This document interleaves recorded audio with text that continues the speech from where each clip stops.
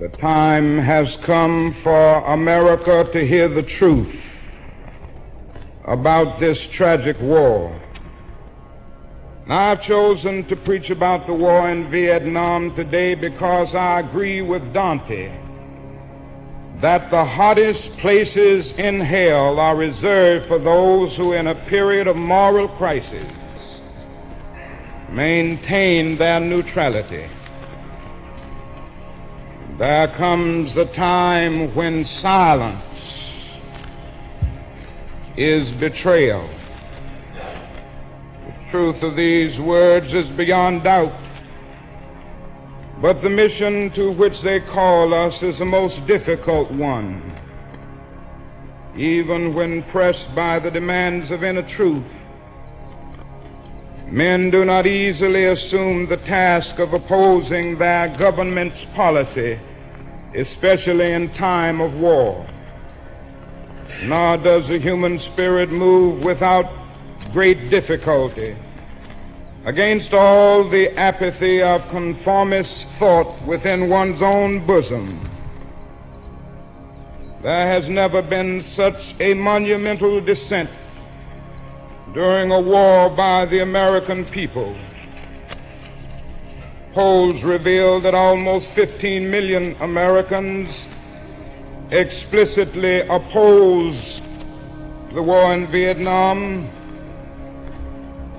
Additional millions cannot bring themselves around to support it. This reveals that millions have chosen to move beyond the prophesying of smooth patriotism to the high grounds of firm dissent based upon the mandates of conscience and the reading of history. Now, of course, one of the difficulties in speaking out today grows out of the fact that there are those who are seeking to equate dissent with disloyalty. It's a dark day in our nation when high-level authorities will seek to use every method to silence dissent. Something is happening and people are not going to be silent. The truth must be told.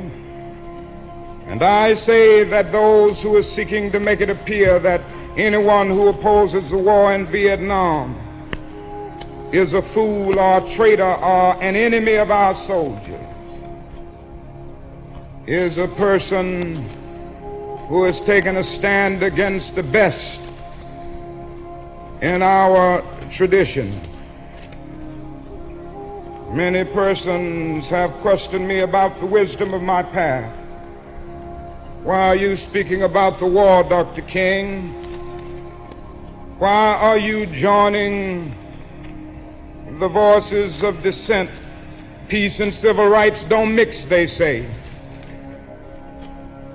So this morning I speak to you on this issue because I'm determined to take the gospel seriously. There is at the outset a very obvious and almost facile connection between the war in Vietnam and the struggle I and others have been waging in America. A few years ago, there was a shining moment in that struggle.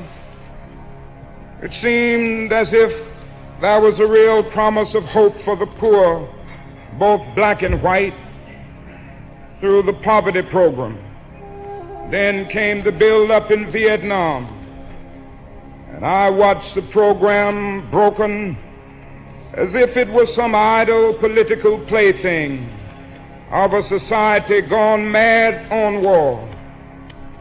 And I knew that America would never invest the necessary funds or energies in rehabilitation of its poor so long as adventures like Vietnam continue to draw men and skills and money like some demonic destructive suction tube.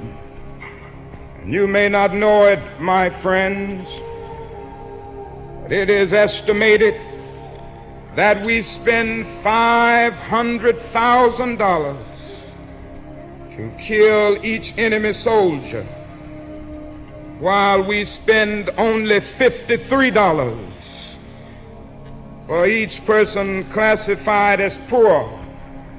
And much of that $53 goes for salaries to people who are not poor. So I was increasingly compelled to see the war as an enemy of the poor and attack it as such. Perhaps the more tragic recognition of reality took place when it became clear to me that the war was doing far more than devastating the hopes of the poor at home.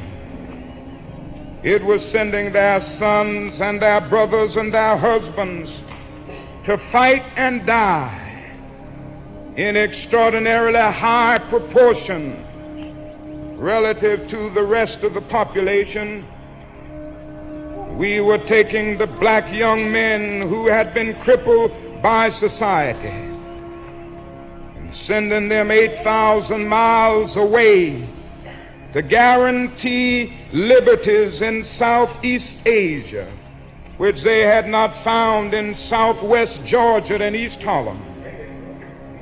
So we have been repeatedly faced with the cruel irony of watching Negro and white boys on TV screens as they kill and die together for a nation that has been unable to seat them together in the same schoolroom. So we watch them in brutal solidarity burning the huts of a poor village, but we realize that they would hardly live on the same block in Chicago or Atlanta. As I have walked among the desperate, rejected, and angry young men, I have told them that Molotov cocktails and rifles would not solve their problems.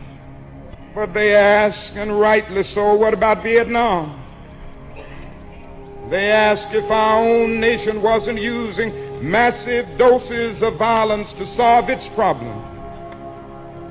And I knew that I could never again raise my voice against the violence of the oppressed in the ghettos without having first spoken clearly to the greatest purveyor of violence in the world today.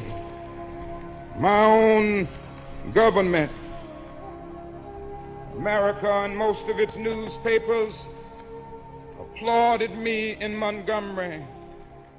And I stood before thousands of Negroes getting ready to riot when my home was bombed and said, we can't do it.